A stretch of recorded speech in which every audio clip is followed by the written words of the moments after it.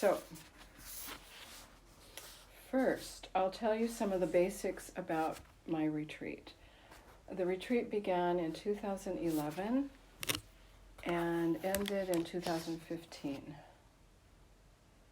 I was in 5 different places, and all in the Pacific Northwest of the United States. So, if you can imagine where that is. Anyway, it's in the general vicinity of Seattle. And it was in 2 different states, so the state of Washington and the state of Oregon. I returned to some of those 5 places, so there were actually 9 different stays, and going back and forth. The shortest stay was for 2 months, and the longest was for over a year. I was on 3 islands. There was a place on a river near the Pacific Ocean, and I was also at a mountain retreat center. Friends drove me between each retreat place, which were long distances, especially when the ferry trips were taken into account. In each of these places, there was someone, sometimes a Dharma friend, or sometimes a family member, or a friend of a friend, someone to buy my groceries and bring me my groceries, or to take me to a doctor or a dentist, or that sort of thing. The idea with all of this help is to minimize contact with the outside world, not even driving a car. So I didn't drive at all. To help, actually that's not true. I did drive at the very end, but I won't go into that little detail. But anyway, so all of this to minimize contact with the outside world, to help maintain retreat boundaries, and for a continuation of retreat mind, at least as much as possible. I had a teacher who guided the retreat, Keelam Rinpoche. He's a Lama in the Nyingma school of Tibetan Buddhism, and I had brought him to America from Asia and worked with him for almost 15 years, which was gone into a little bit, all of that before going into retreat. He has 2 headquarters. One is a monastery in eastern Tibet, in Kham, and the other is a center on Whidbey Island in the state of Washington, and he's still my teacher. Since retreat, I've been teaching Buddhism and meditation, although at the moment I'm taking a break to nurture the life of the book along. Okay, so now I'm going to read just a little bit from the book. Okay, 3 years, 3 months, 3 days. A long time to go away from friends and family, away from society altogether, to dive into the realm of deep psyche and further into soul and spirit. In our Western tradition, but only rarely these days, religious hermits, monks and nuns in cloisters, those who take vows of silence or stay in the mountains, do so in order to become quiet enough to contact the nether reaches of what it means to be human. Contact then followed by transformation, or that is the hope. Christians who wish to open to God hope to become more like Jesus. Shamans who wish to connect with spirit hope to become more effective healers or visionaries. Buddhists who wish to open to their intrinsic nature hope to become enlightened. Beautiful wishes to benefit others. I would sometimes explain to the curious, this 3-year retreat is a traditional form in Tibetan Buddhism. There is a guide, a place, a small community, a curriculum, and boundaries. The purpose is to have a chance to practice the array of Buddhist meditations and liturgies in a concentrated way in order to give this inner medicine a chance to do its work on oneself. Without undisturbed retreat, especially in today's world of serial distraction, most of us can't fully delve into the path, much less realize the goal.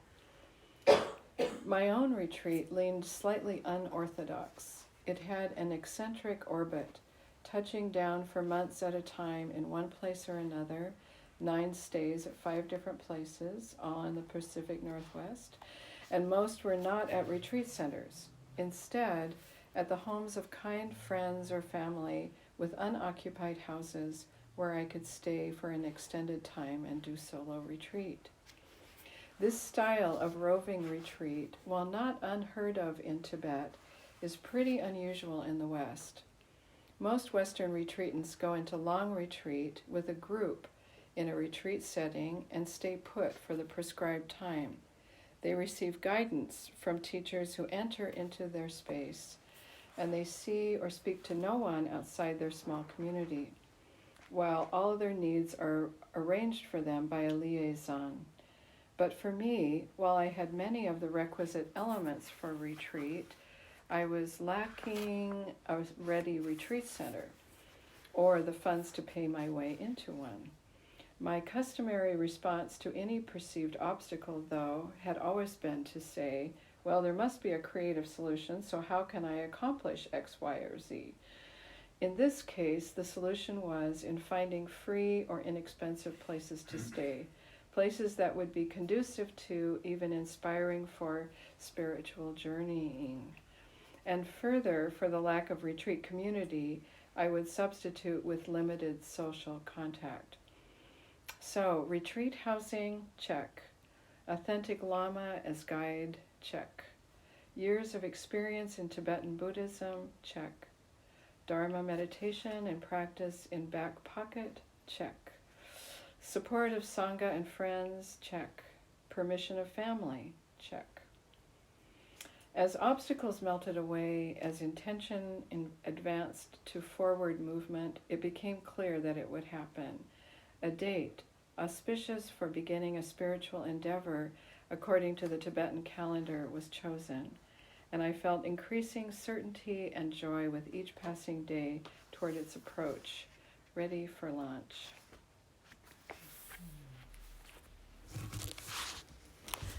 Now you don't have to read the very beginning of the book. You just can go right to page 3. Okay.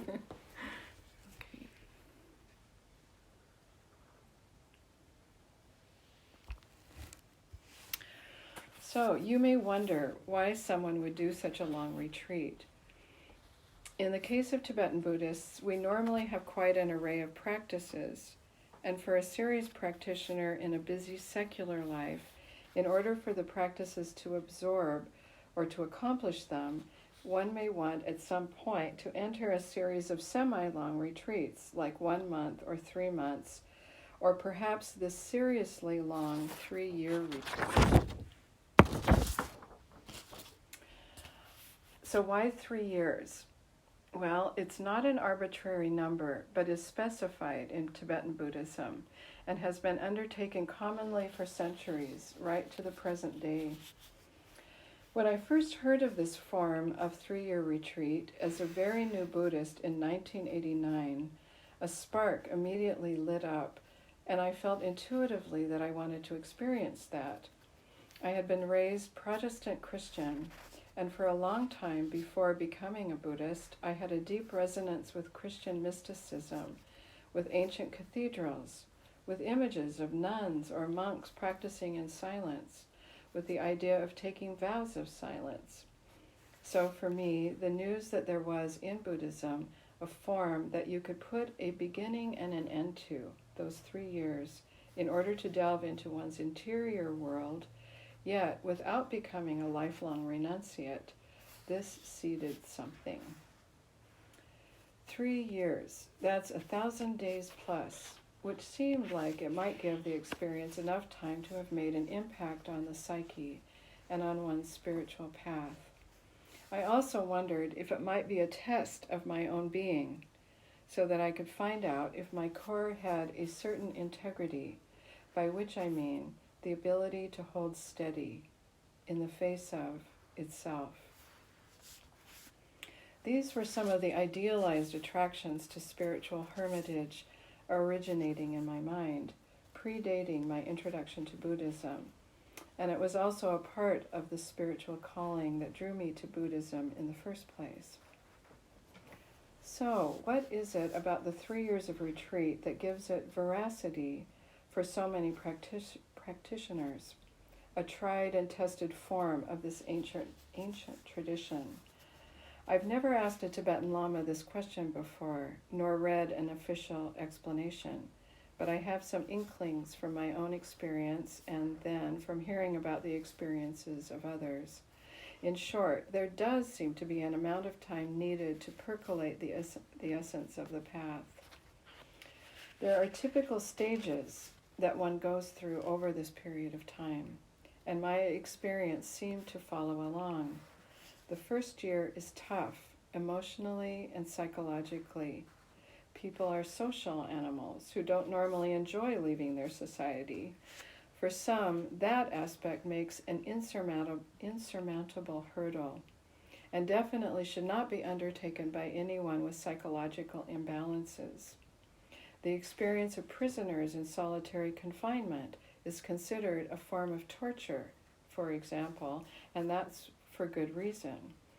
So there is a clear initiation here, for which a qualified retreat master is vital throughout a long retreat, in the form of the Lama checking in on a regular basis.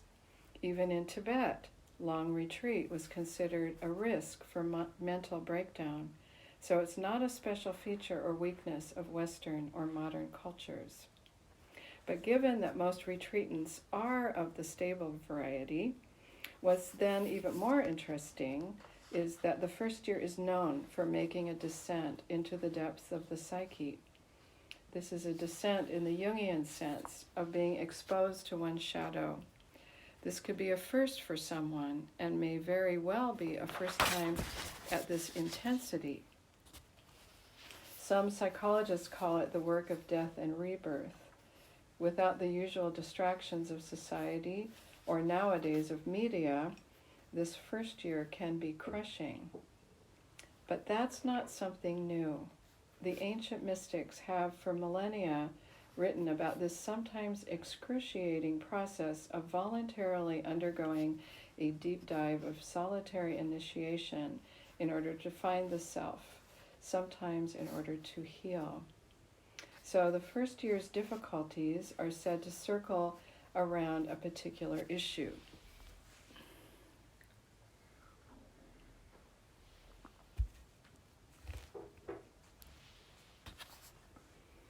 It doesn't really matter what the issue is. It's going to be your issue. No, not yours. You maybe are not doing this. Anyway, many retreatants, when faced with emotional pain at this point, might initially place blame on an exterior source. But in time, one comes around to see that it's actually one's own psyche and patterns and concepts that have created their interior struggle. The sooner one realizes that this is a phenomenon of the mind and of the container of retreat, the sooner and better one will be able to deal with it and then to transform it. After hearing the experiences of others in group 3-year retreats, where the relationships between retreatants become problematic, and then that becomes their issue, very common. I felt fortunate to have been on a solo retreat. However, I did have my issue. It was stormy and wildly difficult at times, and eventually I came to understand it as part of the initiation process. I worked with my spiritual practices and other techniques of self-therapy I happened to have known about, and at about the 8-month point, it had transformed. It took that long. I wrote about this at length in the book, and that may be the part where a friend of mine, after reading the book, said she felt it wasn't the small boat story that the title of the book suggests, but a story of a huge tanker ship. I knew what she meant. Once that was behind me, it wasn't always smooth sailing, but the second year was much better, and this is also common. So the second year is a transitional period. The retreatant has settled down considerably and understands better what long-term concentrated practice is like. day in and day out, and more of it. The practices begin to coalesce with deeper understanding of how they work, the meaning of all the various parts of the practices, and how the parts relate to each other. Interior progress seems to be coming along. Then the third year is where, hopefully, the psyche has completely relaxed, as the practice has by then had some actual impact. A life in solitude is then more than okay. It's now celebrated. Consciousness is beginning to expand. Spiritual progress is undeniable. And important in our tradition, the very concept of progress itself begins to fade away. This refers to the focus that's so prevalent in our culture and in our time of perfectionism, goal orientation, and striving, which is seen as counterproductive to spiritual development. Remember, the whole point of Buddhism is the goal of enlightenment. This is a classic paradox on the spiritual path, difficult to resolve on first look.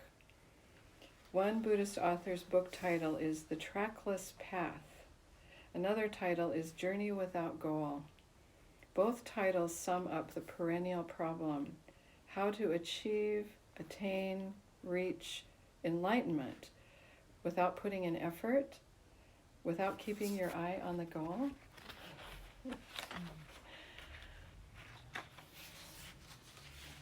Well, somewhere in the third year of retreat, the answer to that paradox starts to not only become clear, but understanding becomes visceral.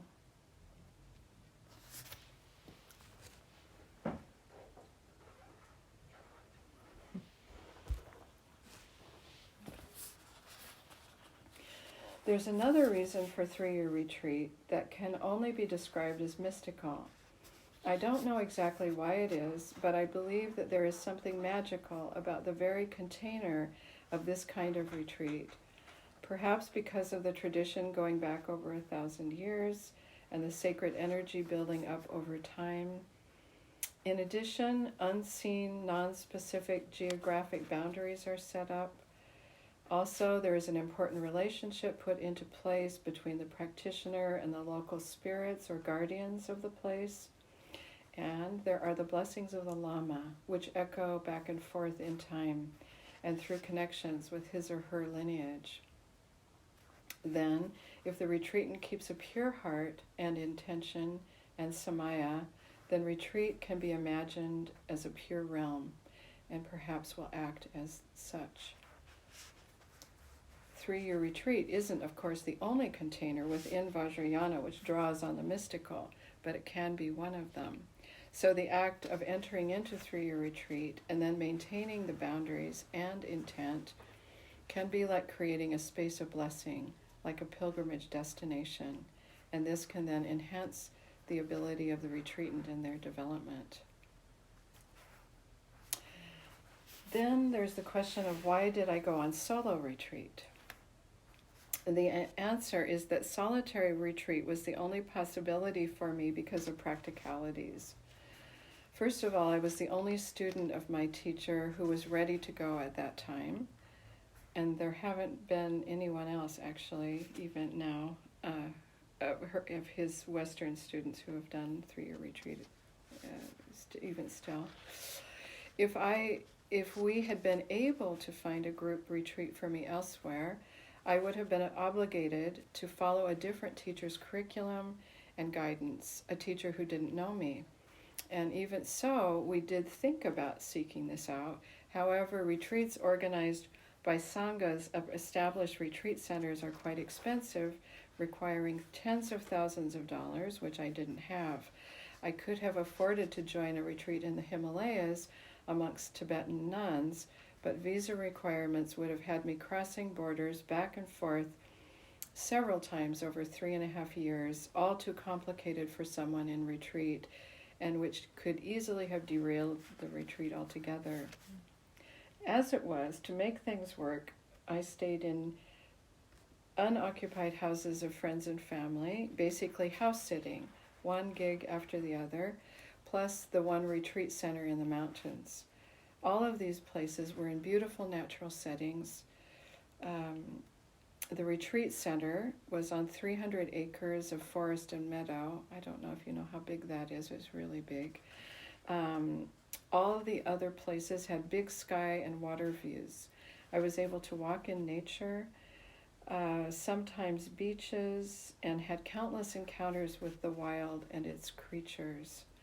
I appreciated every moment of my time in nature and wrote extensively about it.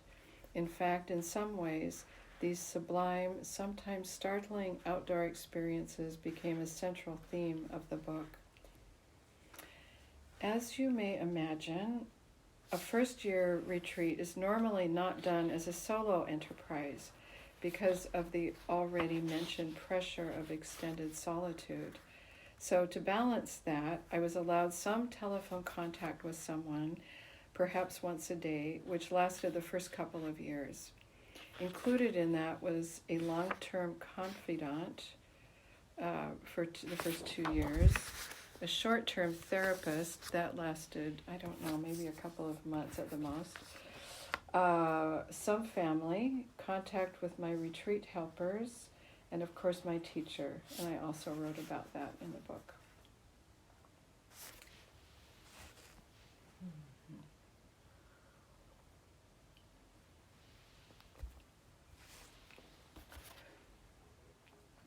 So here's another question. What does one do after a 3-year retreat?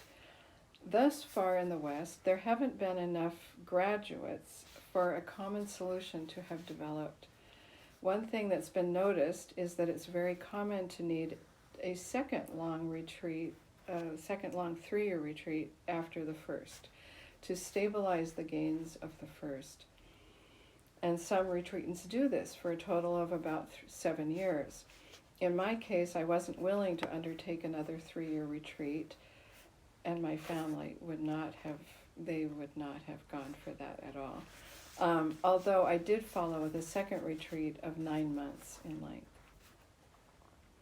Most retreatants, including in Tibet, do not choose to go into a lifelong retreat, but eventually emerge, perhaps to teach. And that is what I did. After taking a break of about a year, which was recommended by my teacher, with no teaching. It was like, don't do any of that for at least a year. After that, I created a small-scale endeavor by teaching Buddhism and meditation in my hometown of Seattle, and then on Zoom. Simultaneously, I focused on writing this book that was just published in March, and all of this has been very enjoyable and rewarding.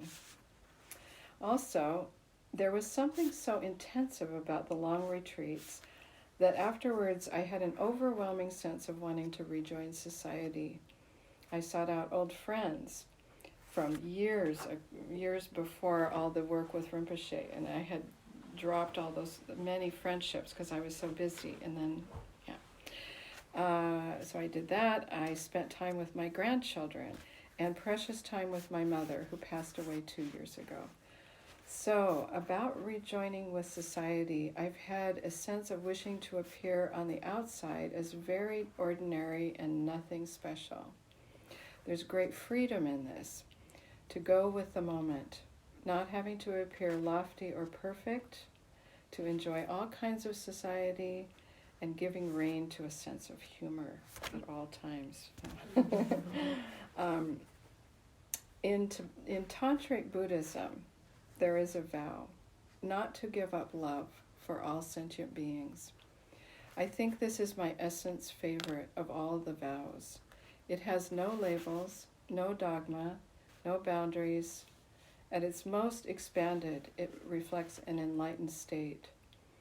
This continues to inform and guide me in my self-reflection as I navigate the waters of ordinary life, which can mix at any moment with sacred outlook. And I hope it does so as much as possible from here on. If I have a North Star, this love is it. There, that's my talk. Thank you. Yeah.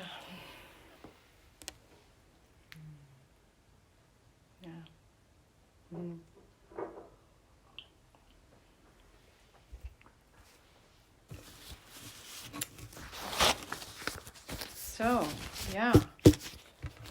Then you get to hear some book reading. Let's see, I should keep track of the time a little bit too, so let's see here. We have an hour, okay, so, okay, yeah.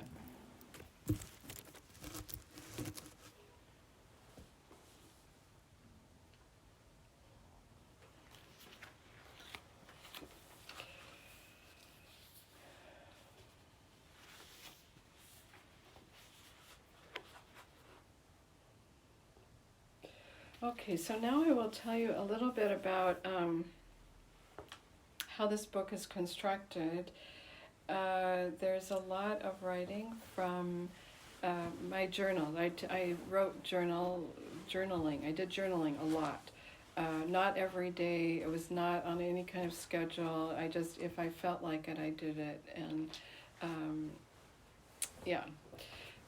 So then I wasn't thinking, during the writing, I was not thinking I wanted to write a book.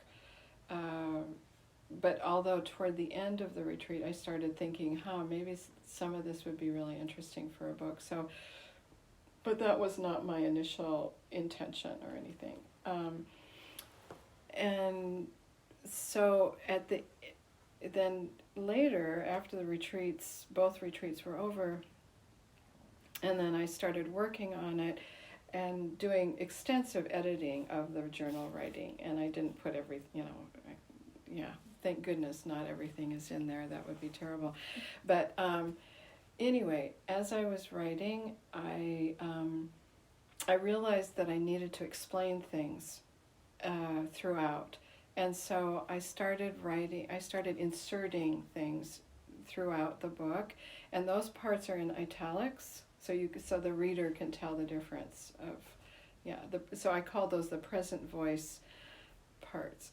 And so the first little part that I'm going to read to you is one of these present voice parts. And it's written, I picked this part out, it's right in between, it's a transition. It's explaining about what it was like to be in a transition, and it's describing, actually, in detail, a transitional moment between the first and the second places that I was in. And so I wrote this less than 2 months into my retreat. So the first stay was very, very short. Okay, so December 7th, 2011. All packed, having rewound my retreat belongings back into their bags and boxes. Barbara had come to spend the previous night so we could get an early start for the Bainbridge ferry. Leaving the house as empty as when I'd arrived, but hopefully enhanced with the warmth of retreat, Barbara's little car now jam-packed, we putted off into the cold, dark December morning. To maintain retreat boundaries as much as possible on this long travel day, we stayed down in the car for the half-hour crossing on the crammed commuter ferry, quietly chatting in our automobile cocoon. Always so cozy being with Barbara, treasure time, lingering in the twining of her warm gravitational pull. We met up with my old college buddy, Andy, at a Seattle shopping center parking lot and transferred all my things over to his truck. He loudly guffawed, "What's all this? Are you supposed to have so much stuff on retreat, Diane?" I laughed.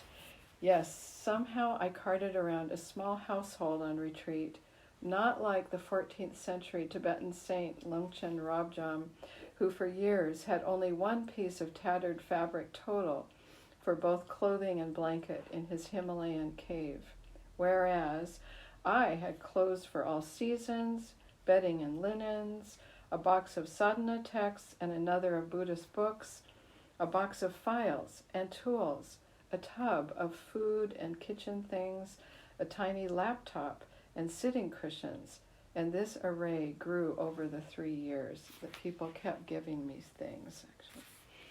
I'd always been sheepish about my tendency to overpack on long-distance journeys, ignoring the usual advice handed out in travel columns, but then grateful once arrived anywhere to have what I needed.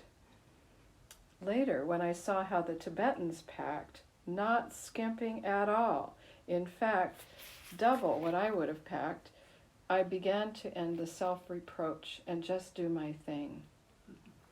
But now, on retreat, shouldn't this be different? Well, not in a cave, nor settling into one place for the entirety. It's just what it is. That's what I decided. I hugged Barbara goodbye for now with loads of gratitude, and Andy and I drove up the highway to the ferry to San Juan Island. We spent the many hours of the trip deeply engrossed in Buddhism 101, since Andy, a non-Buddhist, is interested in philosophy and compassion, and as a journalist is trained in the art of incessant questioning. After my 2 months of near solitude, it was refreshing, and I loved every minute. Arrival. My mother and her husband Tom welcomed us to Cattle Point. Their elegant, comfortable place on the beach with a constant dynamic flow of the elements would be my home for the season. Though we didn't know it then, this would turn out to be my hermitage for 3 out of the 4 retreat winters. The house has the ideal meditation view, unimpeded sky sweeping from north to east to southeast. Straight on are other islands, and in between is a narrow passage of swift-flowing sea, constantly changing in color, texture, direction, and velocity. The wildlife was constant, and the storms amazing, the waves sometimes crashing, the wind sometimes keeping me awake at night. I awoke every morning in the main bedroom, looking out onto a small crease of light, red or yellow, at the eastern horizon above the water. Sometimes I jumped out of bed to start my morning fire puja, trying to race the sun before it came up. That house doesn't have spirits that I'm aware of. It has clear energy. At night, though, while doing wrathful practice in front of the big picture windows, the pane of glass would bend and shake in the wind. That was a bit freaky, and I then closed the blinds. The subtlety of meditation was often there that first winter, but it seems slightly reduced from before, maybe from the distraction of the intense emotions that arose during that time. On that arrival evening, after we offloaded his truck, Andy stayed for a companionable dinner, then headed back to his life of work in the metropolis. In a couple of days, my folks would be leaving the cold, dark, dank Northwest, headed south in their RV to the California desert. I, on the other hand, had always reveled in my native winter.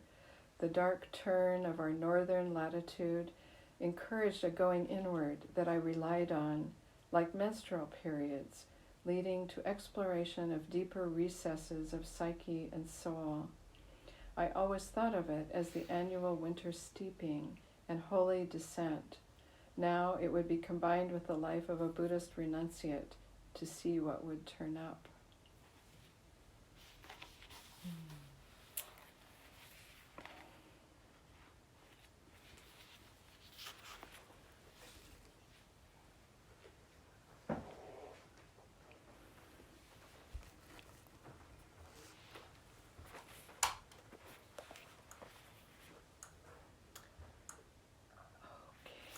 This one, thank you.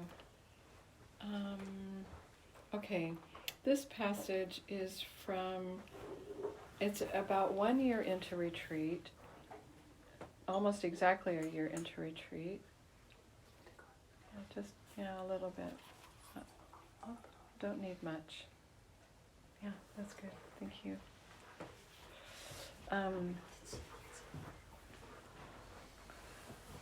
This was,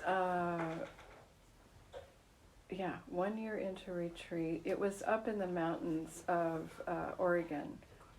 They're called the Siskiyou Mountains in southern Oregon, very close to the California border, at that retreat center.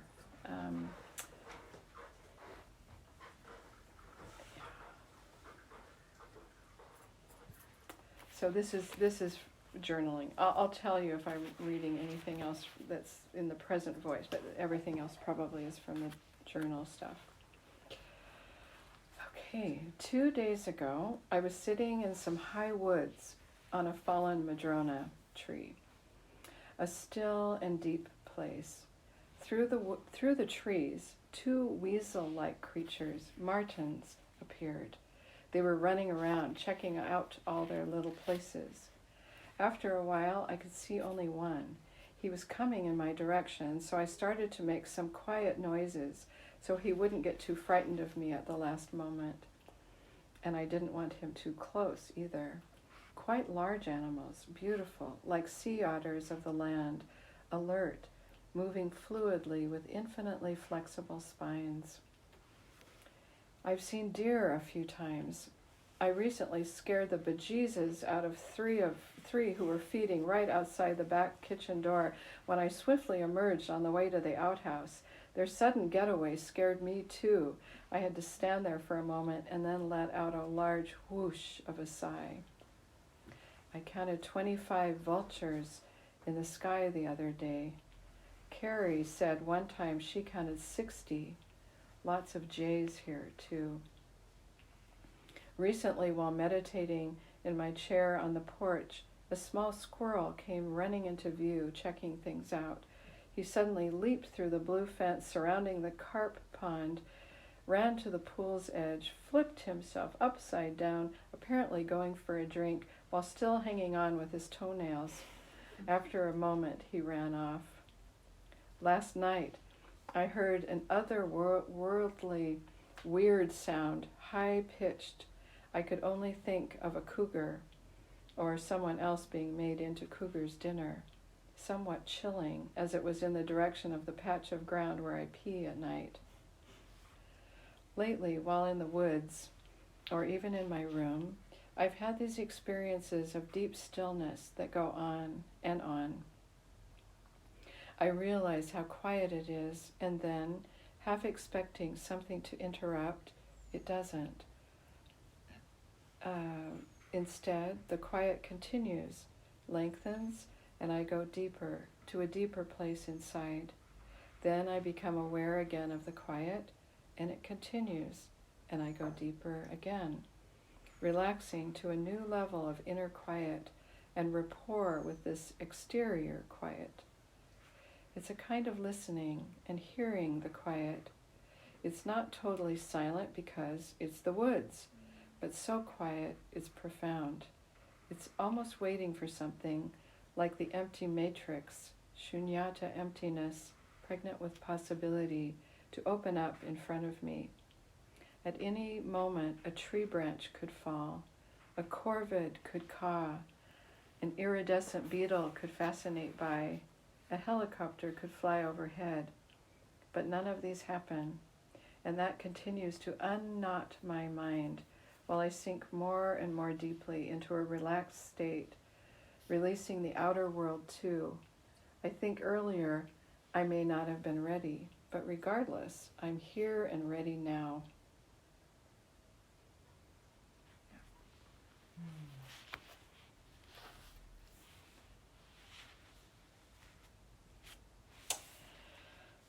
Okay, so then I would like to read just 3 months later. It was 1 year and 3 months into retreat, and I wrote a poem. And the poem is called, What Did I Do on Retreat?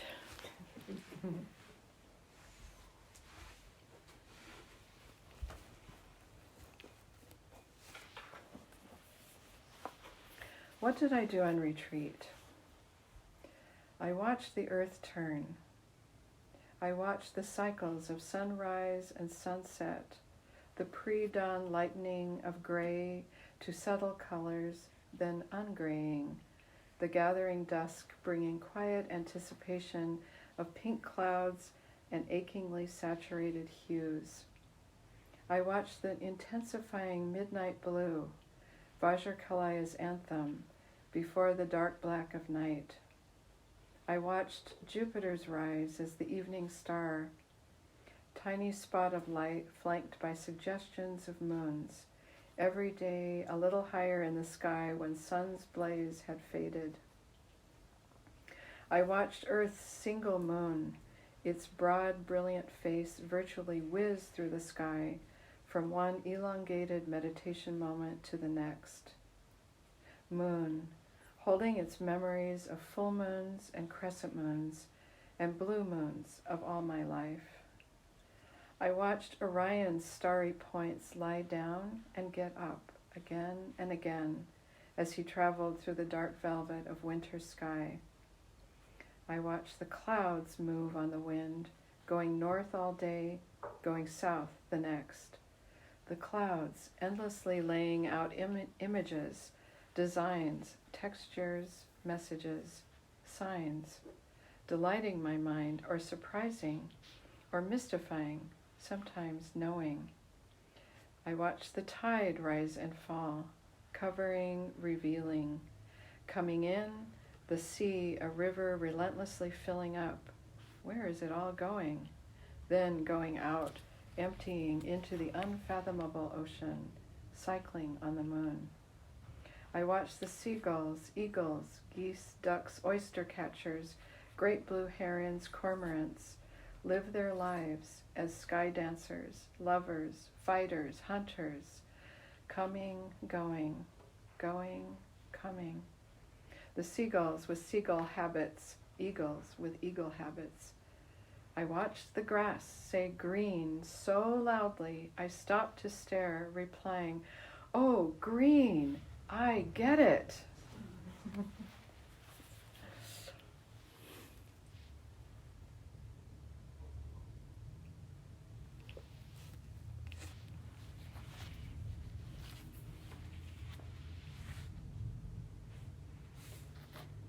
Does anybody need to stand up and stretch?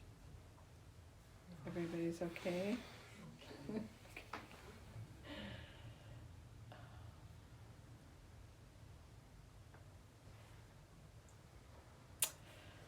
Okay, so then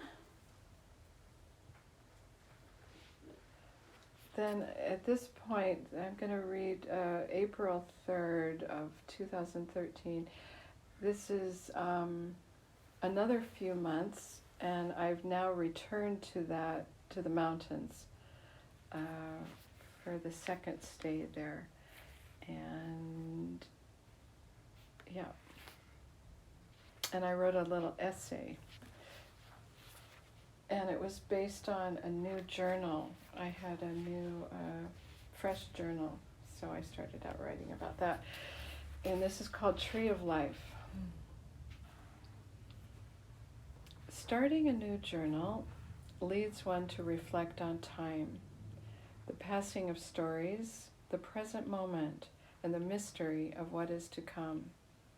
At the moment, holding this book in my hands, a treasure, even empty, because the symbol on its cover is a tree of life. This one, while detailed, is actually quite simple. Like the trees outside my cabin windows, it's natural, without added ornamentation. Branches on a trunk with many leaves, radiant with flowers, healthy, proclaiming existence, drawing energy down from the heavens to the earth, standing guard, witnessing. I find myself in a place called Williams, a corner in the Siskiyou Mountains at 1,800 feet. This cabin is on the edge of 300 acres of private land devoted to Buddhist practice. Not many of us here at the moment, so it's quiet, as retreat is meant to be. Sometimes, though, such solitude is the thing you wish you had not wished for. But the trees here are a resolute presence, filling in the empty gaps. In the deep quietude of meditation, somehow they embody the pregnancy of the moment, without movement and yet pure presence, the magnificent big ones, the young saplings, and the spaces between them. This energy, whether it's imputed or actual, not sure, but it's reassuring. It's company, or part company and part context. When I get very quiet here in the trees, it's as if the tree's breath supports my own breath, and the connection supports a deeper level of meditation. Even at this moment, while I'm writing, I'm sitting indoors in a comfortable chair, looking out the long door window and observing how it is. So it works even from this vantage point. What is the pregnancy of the moment? It's the potential for something, a sense subtle that things could be otherwise. At the Salish Sea, the environment there is always in motion. Even on days when the wind isn't blowing the trees and inspiring the gulls and eagles to sail, to kite around in the sky, the sea is always moving, the current going one way or the other in a gigantic mass of exodus or invasion. That movement inspires a certain kind of meditation where one finds stillness while riding this motion, riding on the top of it, within it, sometimes in spite of it. But here, the environment itself is usually still, the trees in position, maintaining their stances. And in that, I can somehow sense movement, or the potential for movement. This supports a different kind of experience, experimenting and exploring various depths of my own stillness. Perhaps it's my own pregnancy, which is emptiness after all, and the potential for anything to arise.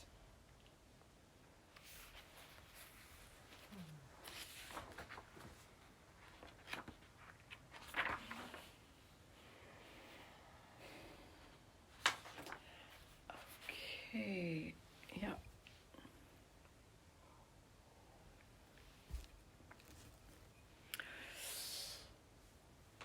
I have written a little note in the margin that says optional for spiritual audience.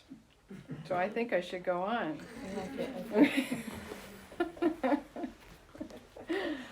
Okay, so yeah. So I wrote this actually the same day that I wrote that essay. A little journal entry, okay. Sometimes it seems that the anxiety from being remote and on my own in solitude does not come from the present circumstance. Everything is fine. The cabin is lovely. There's enough to eat. There are people I can call. Instead, it seems to be the feeling that I'm in so far into the middle of this ocean. I look back in time, and it's been 1.5 years since I began retreat. It sounds like a short time, but it feels like several years have passed in slow, painstaking periods. There's no way I can return to that shore from which I embarked, nor would I want to. In any case, it's not an option. Then I look ahead. Only ocean, unfathomably vast in every direction. I seem to know the direction, the same course that I set out on. I know there's a shore there somewhere, and now I know how it feels to be on my way. Long, slow ups and downs, changing weather with little changes of scenery. At this point, I'm in the middle section. If I were to take 0 days off, there would be another 2 years ahead of me. The prospect of solitude for such a stretch, or sometimes even for another day, sets off this anxiety. And yet, when the present moment is revealed to my mind-heart, then there is no problem. Ani Seltong, friend and ordained nun, highly experienced in retreat, suggested 1 day at a time, or 1 week. Can I do the next week? Yes, I can. It seems by playing tricks with my mind, I can persevere. 104 more weeks. This is not the optimal attitude, but at the moment, needing tricks to pass through this queasy, bumpy spot. No blame. Then the end of that day, and then my next entry is on April 7th, so I think that's like 4 days. Yeah, 4 days later, I had a consultation with Rinpoche, Keelam Rinpoche, and I wrote some notes from that.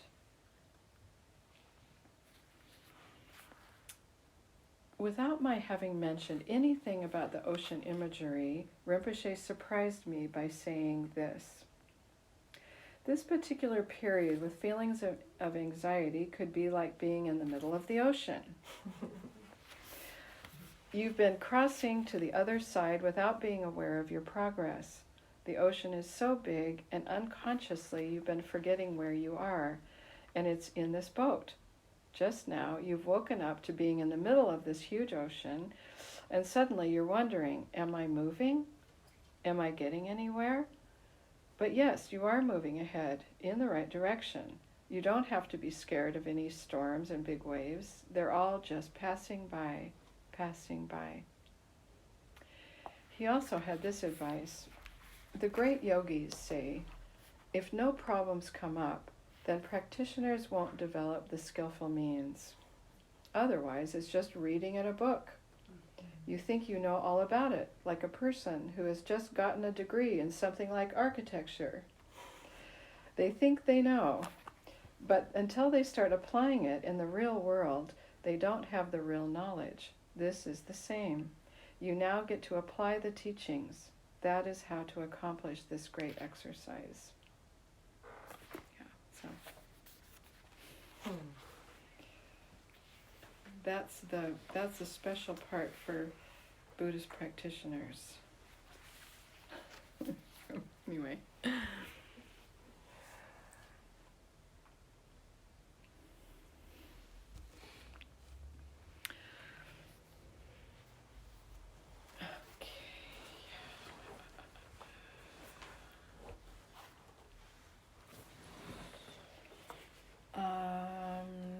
Let's see. So this little short part is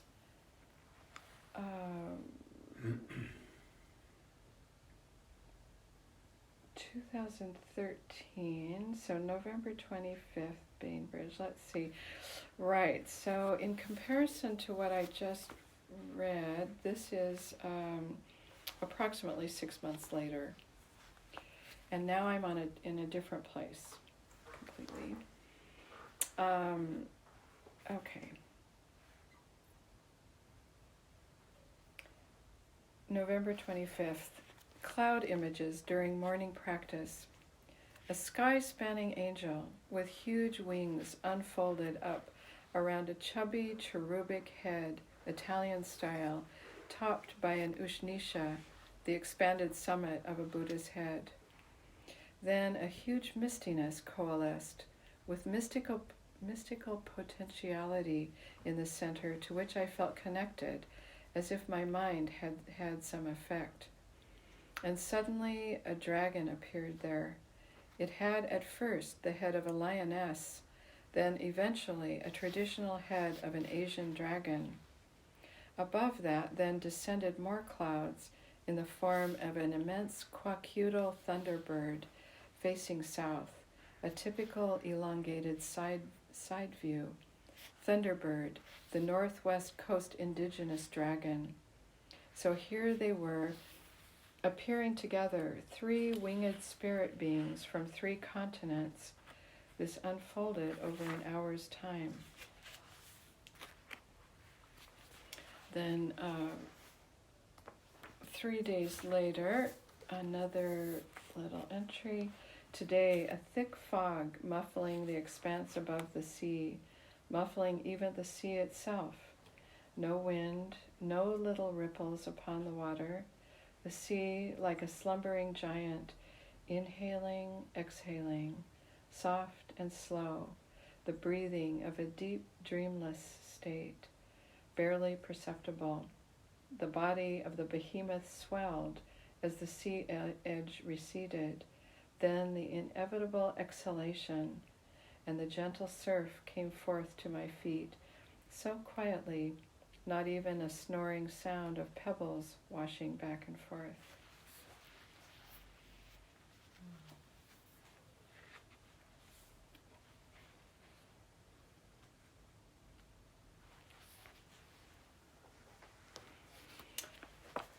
Okay, let's see here. So then I'll read this one.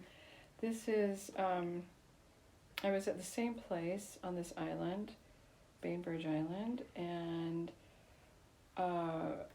this is now in January, so a couple of months later. And now at this point, I'm at the second year point in terms of the days, like every day. So in retreat like this, you're actually advised to take a day off every once in a while and rest, and not just, leave off everything. And at first, at the very beginning of retreat, I had no idea that I was supposed to do that. And I wrote about it, here in the beginning of the book, that I was getting really quite exhausted from all the practice and everything. And I was actually wishing I would get sick. I mean, not like seriously or anything. It was just a passing thought at one point. It was like, oh God, it would be nice to just lay in bed all day for a day or something, And then I told that to Rinpoche that I was getting tired, and he said, oh, well, you're supposed to take a day off.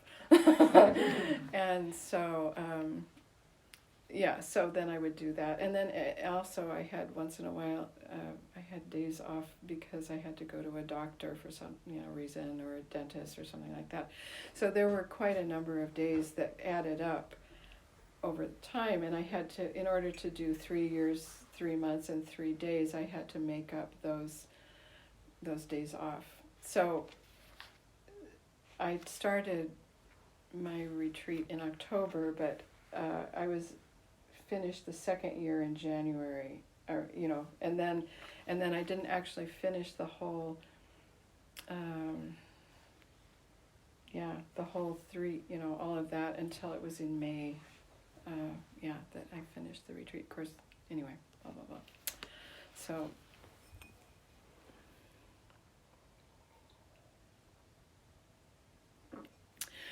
so according to it was informally, it was 3.5 years of retreat, but according to this official days, it was still 3 years, 3 months, and 3 days. Okay, so this was a reflection. So usually at these different points of, okay, it's been 1 year, or it's been 2 years, or something like that, I would just take some time and go, okay, how is it, or whatever, and I would write a reflection. So this is the reflection that I wrote on the second year. As a little gift, on this second year completion day, I found a rather large agate on the beach. The bright sun at winter's low angle made it glow against the more mundane beach pebbles. Still cold, barely above freezing, but the unobscured sun's rays warming, lovely. A lone heron for a long time was standing in shallow water, fishing. I stood nearby, a lone yogini, hands resting on staff, meditating. A pair of beings looking out together to the sea and the eastern sky. I've been thinking of the little boat out in the middle of the ocean on this voyage. Looking back toward the east, I see I've covered a distance of 2 years. The shore hasn't been visible for a long, long time, in some ways a lifetime. But I can still recall the shore's shape, its smell, its familiarity. The surface of the ocean has held every kind of formation: calm undulations, slow eddies, glistening ripples, reflections of stars, moon, and brilliant sun. Also, choppy whitecaps, stormy swells, cascading waves to disappear in, and typhoons with giant whirlpools from which I barely escaped. All that is now behind me, and I turn forward to the west. It no longer gives me nausea to look down from inside my tiny boat to the unknowable depths, to realize that I'm still quite in the middle of this great ocean, this epic inner journey. The far western shore is still beyond easy reach. If I called out, no one would hear me. I don't know what the depths of the ocean will stir up between here and there, and yet I feel content. I don't know if this state of acceptance is due to having crossed an imaginary midpoint in the journey, or if it's just that I've grown accustomed to being out here.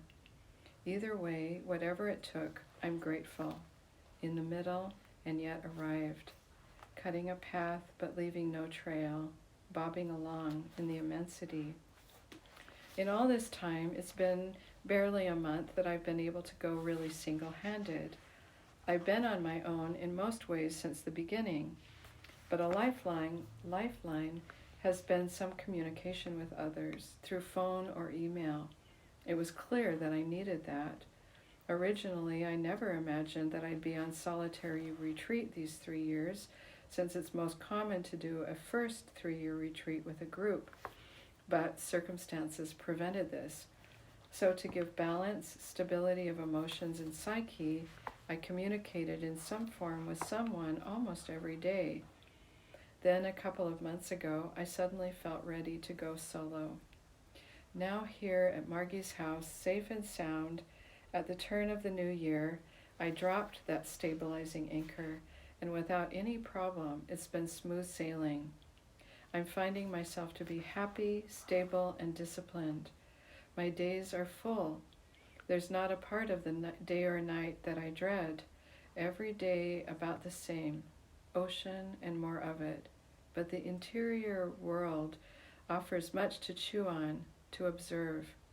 And then there is the turning of the earth in the starry sky, Jupiter to track in the eastern twilight, the rise and fall of the season, the surprise of flowering bushes in midwinter, the hubbub of hummingbirds, cries of eagle, sand messages on the strand, and meditation of heron in still water.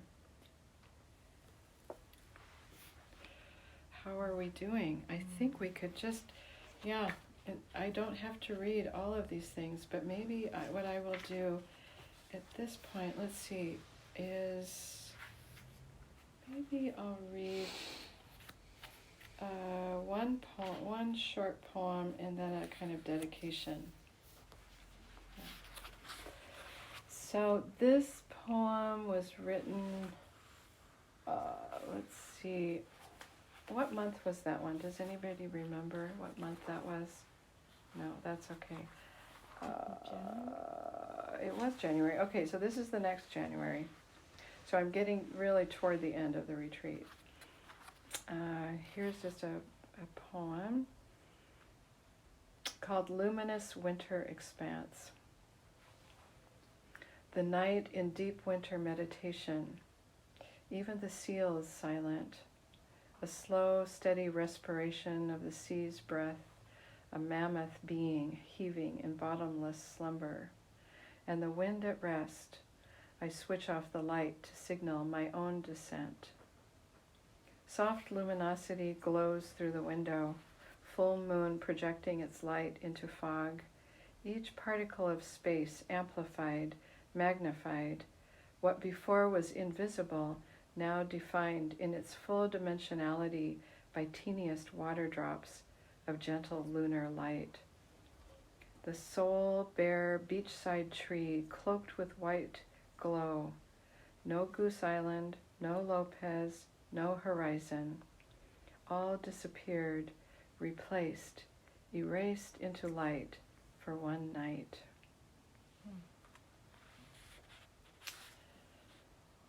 Okay, and I wrote this aspiration on my retreat, so I'll just end the reading with that.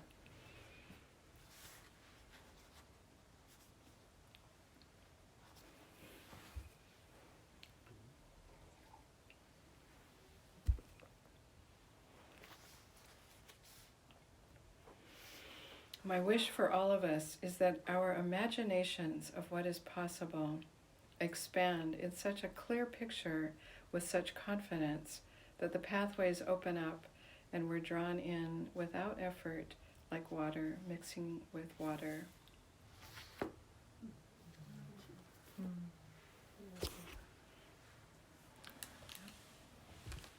Thank you. Thank you. Thank you so much.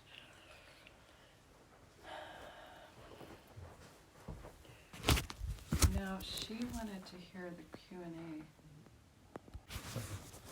If I understood correctly from the beginning, that you have to get over this idea of progress. Yeah.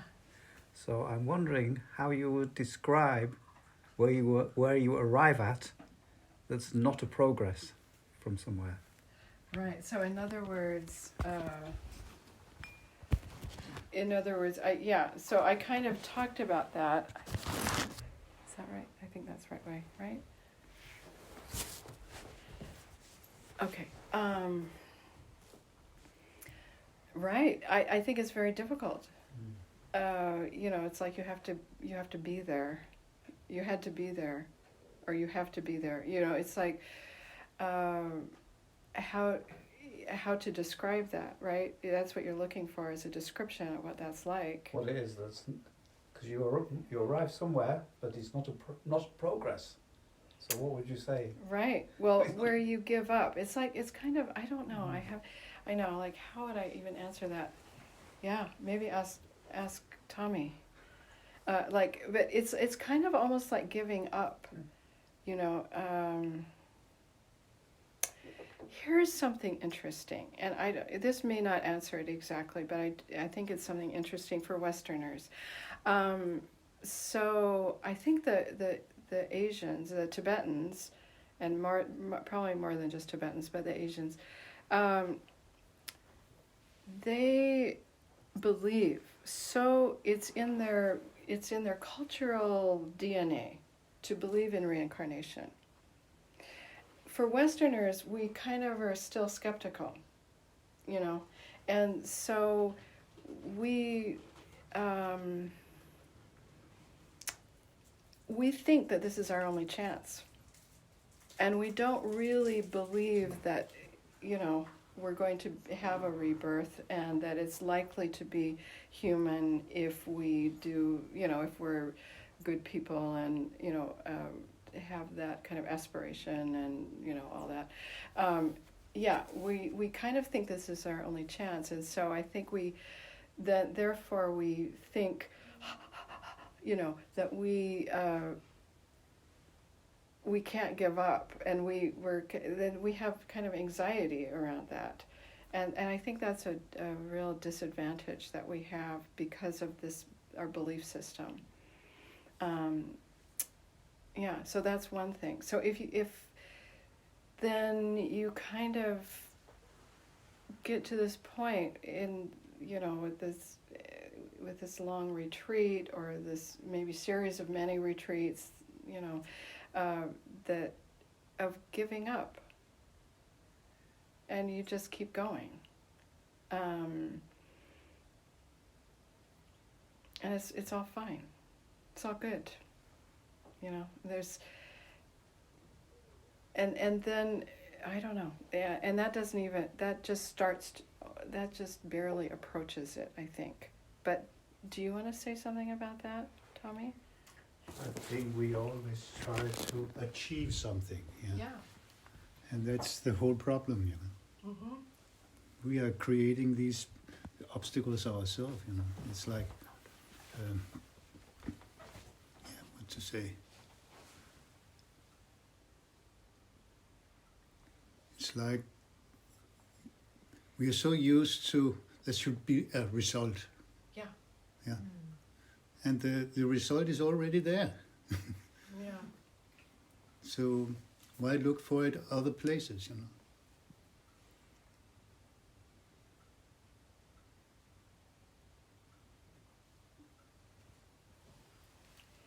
You have to be there. It's kind of, it was throughout all throughout those years of retreat, I kept feeling like I was making progress on that, or that it was starting to melt. That was starting to melt away, and then I would get to another point. I would going, oh no, it's not melted away, actually, and then I would be at a new stage of it, and then after a while I would go, okay, now, okay, yeah, okay, but then I could see it was still there. So it's it's like with learning to meditate in general, and that one thing that I read about the quiet and getting quieter and getting quieter and getting quieter, and then it just can keep going. Yeah, it just keeps going. I mean, and where's the bottom of that? I don't know, actually, and so in this same way, this letting go of the achievement thing also, I think it just can keep going and going also. But it is about kind of giving up in a way. But not in a negative way. It's not negatively giving up. Surrendering? Right, maybe. But then levels and levels, and yeah. Some habitual patterns, they will dissolve on the way. Wait, say that again, please. Some habitual patterns. Habitual. Oh, habitual patterns, thank you. And some will stay with us all the way. That is true too. That is true. And it's like old shoes, you have to wear them out, Yeah. They will just stay there, and you have to get friend with them, Yeah. And most of those who will go with you all the way are from former lives. Because you cannot do much to them, Yeah. But we have, from our cultural life, we can work with it, Yeah. But, even it's all habituated, even the lamas who are recognized enlightened people, they have habitual patterns too. And they, I don't know, I read one time, a long time ago, that one of the reasons for death is to, kind of cut the habitual patterns even of the enlightened people that they can't get beyond, and then start over, but even in that case, there is the possibility of some habitual patterns coming from past lives also, but a new life is really going to cut a lot of that too. So, but then it's cultural, there's all this cultural pattern too. So, yeah. So you have to give up. It's like, okay, just give up, in a way, right? Instead of this big flashing, attractive flashing light of enlightenment. You have to, just give that up. Give it up. Sometimes Kanda Rinpoche says, expectation is our big obstacle. Yeah, expectation. Yep. Yeah, thanks. Another question? Yes, lots. Lots. Okay, so I practiced a little in the Zen tradition, and in the Zen tradition, the dialogue between teacher and student is very important, and that's where you sort of confirm your understanding or something. You experience something, and then the dialogue with the master sort of makes clear for you, okay, experience has some validity, or okay, I'm on the right track or whatever. Can you describe your own relation? Like how does that work? Like student, is it? Do you understand the question? Yeah. So you're wondering if there's a similar kind of thing with a Tibetan teacher in our tradition. Like how do you do it? Okay, you talk once a week, once a month, and. So you're wondering about that relationship in retreat. In that kind of retreat. Yeah. Okay.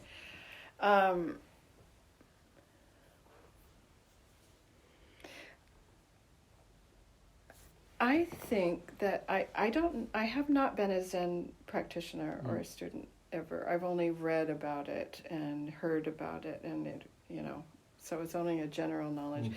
But I think that the Zen teacher-student thing is much more formalized, and that in my experience anyway, with the Tibetan relationship with a teacher, it's not that formalized in that same way. It's not like ritualized in those kind of dialects. So it's more like, well, what is your question? Like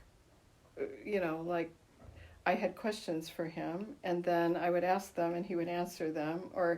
But he didn't he only put me on the spot like that, like in a kind of ritualized way, at the very end of retreat.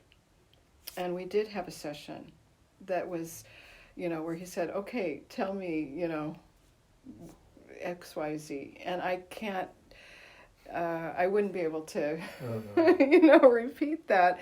Or even, I can't even really remember it, actually. It's sort of a vague memory in my mind. And I can't even remember. I think I probably wrote about it a little bit in the book. Maybe Lena remembers. She can't remember either. Anyway, I did write some journaling anyway about it a little bit, but it was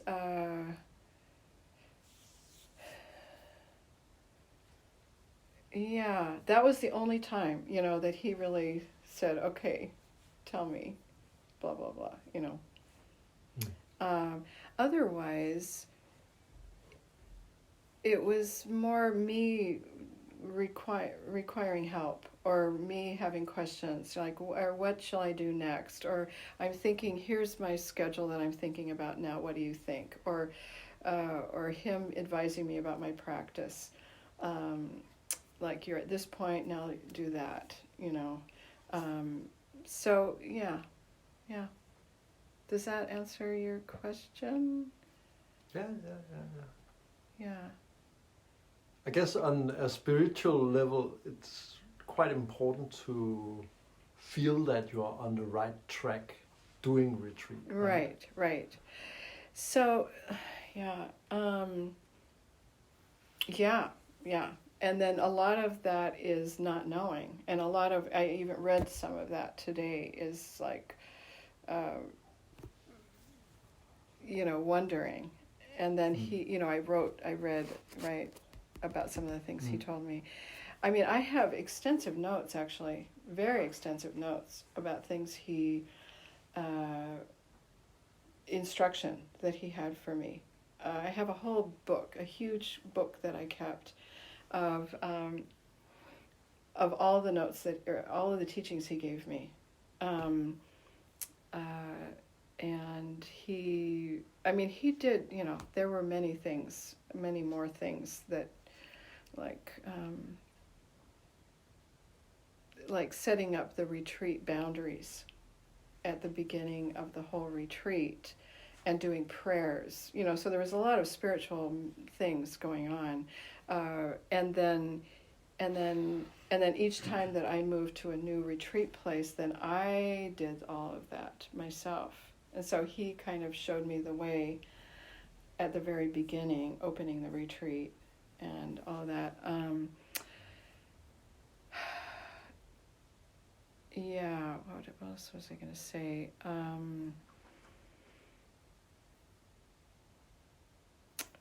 Sorry, I kind of lost track. Fine. But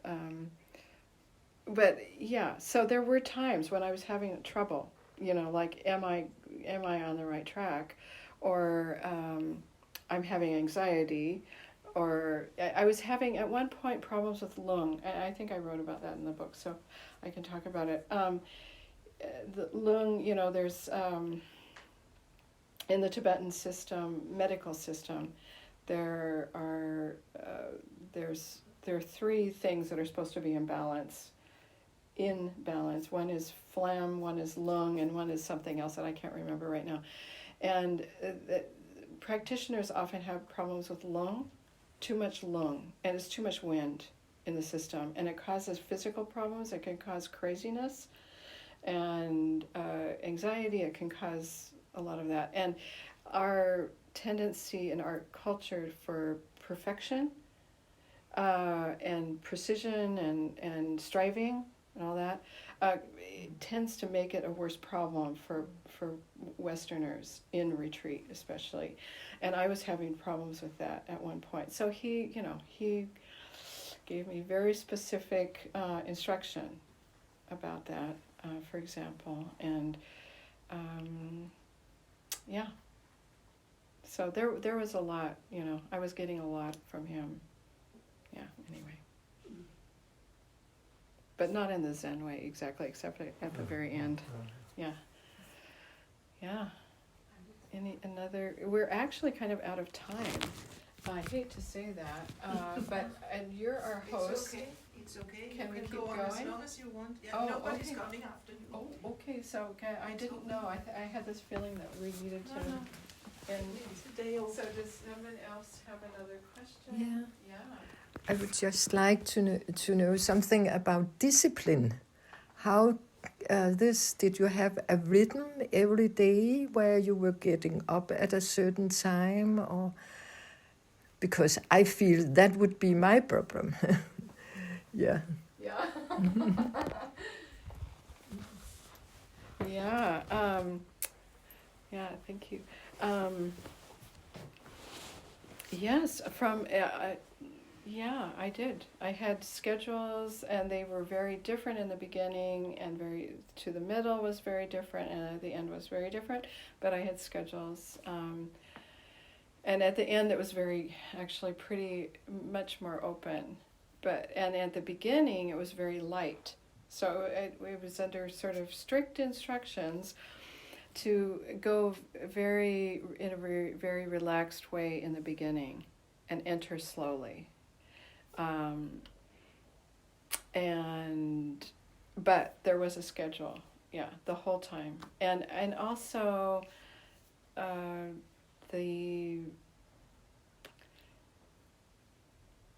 the beginning, I'm a night person, which is not the most ideal thing for a retreat. So I didn't, at the very beginning, I worked up to an earlier and earlier schedule gradually. So, yeah. But I had, meal times, walking. I walked every day, pretty much every day. Yeah. Is that anything else? Question about that? How often did you have this time out, or what did you call it? Oh, yeah. Days off, or maybe every couple of weeks, a day. Okay. Yeah. Did you do physical exercises like I did Sadhu? I did prostrations. So I did that, and then walking. Yeah, but I didn't. And then later on in the retreat, I did some Tibetan yoga type that were specifically assigned to me, but they weren't considered physical exercise. No. It wasn't like that. Yeah. Yeah. Yes. What would you feel was the biggest challenge during this retreat? Oh, well, that was the first year. Yeah, the biggest challenge was the first year with the emotional, the descent, that kind of descent of the psyche. Yeah. Yeah, but then, Yeah, it's difficult to talk specific things, but well, it's a lot in the book about it. I mean, I think that's one of the interesting things about the book is, showing that how difficult it can be, and then sort of the process of coming, of dealing with it and coming out of it, and yeah, and when it's so common with these long retreats. It's apparently so common for people to have something that's difficult in the beginning. And after I came out of the retreat, and I took this trip, I talk about that actually at the end of that book, and I met with this one American Lama, and he was giving me advice about going into another retreat right away, and he said, you should go right away. He said, if you don't go right away, but you do another long retreat in the future, but it's not right away, you will have to go through that difficult stuff. And I didn't even tell him I had gone through difficult stuff. He just, because it's so common, and he said, yeah, that, likely will be that you'll have to go through that psyche, again, so I thought that was interesting. Yeah, it's like, I don't know, I haven't done this, but taking peyote, I don't know if anybody's taken peyote, which is like from the southwest of the United States, the Indians there, they ate these peyote buttons, and then, but you have to throw up. You have to throw up before you have your visionary experience. Yeah, so it's kind of like that, but it lasts for longer than an hour. Yeah, or whatever. Yeah. And that's where you need the support. You do need support. Yeah.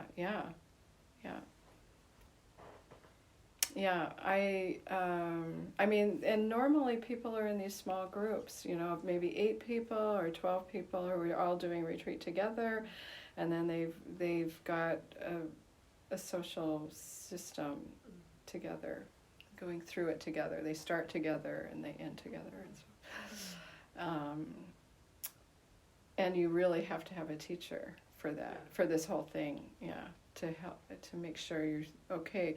And he said every once in a while, Keeling Rinpoche made the comment to me, you're doing fine, you're not going crazy, this is good. Yeah. Relief. Yeah, he specifically said that one time, and I can't remember when it was. Maybe I was a couple of years in or something like that. I don't remember, but yeah. He wasn't expecting me to go crazy, actually, but he was checking. Because, yeah, that's his responsibility. Yeah. Any Lama's responsibility. Does Rinpoche have a lot of the Tibetan retreats practice in Tibet? I'm not sure what the current situation is, because I'm not working with him closely at this point. He has many monks at a monastery, and I'm not sure, actually, if they're in retreat. You're asking if they're in retreat, right? Yes, Retreats yes. in retreat. Yeah, I'm not sure if he 3 does. years. Yeah. I haven't heard that he does have, but I think there is the intention for that, and he may have in the past, actually.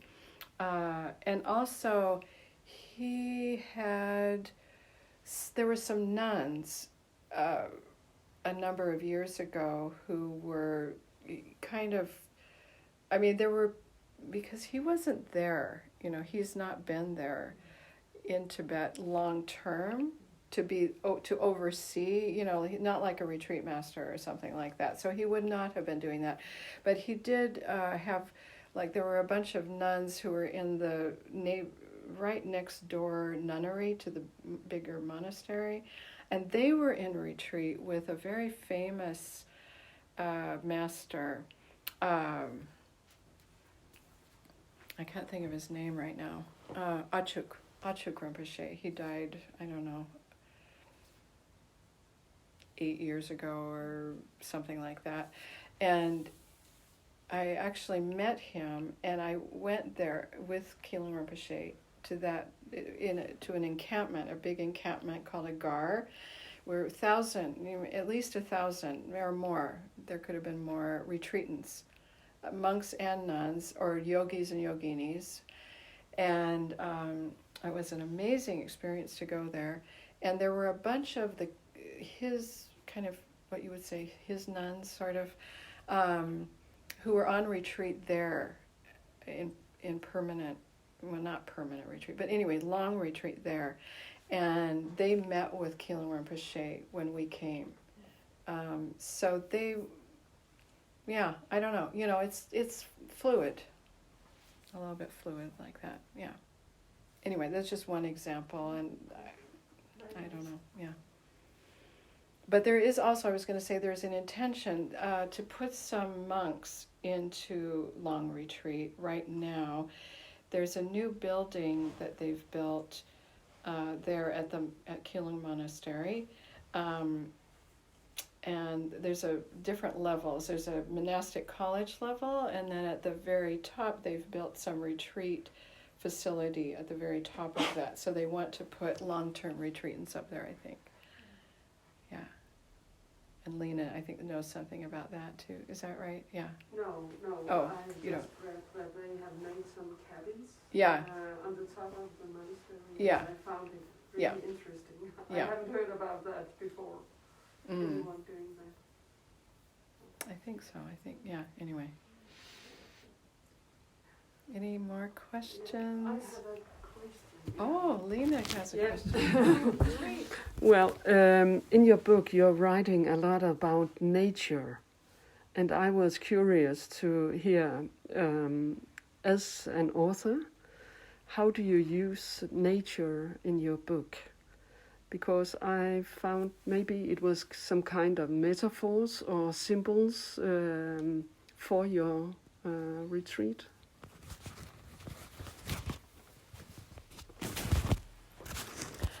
I don't know how to answer that, Lena. It sounds like a literary question that I wasn't thinking about, and so it just it just came out. It just was in the moment, in the experience of the moment, and so it was just because it was journal writing. So if I was, but it may be. It's a great question, and I should really think about it, and I don't have an answer. But maybe for me, it's more of a spiritual question than a literary question, because for me, as many people, I think it's so common, for people when they're in nature, they feel spiritual. Right? And so... it's just reflecting my experience, and that's, But maybe we can talk about it later, and you can kind of try and pull it out of me more about, as a literary thing. I like that. Maybe we're finished. Thank you. Thank you so much. Thank you so much That's been wonderful. for, yeah.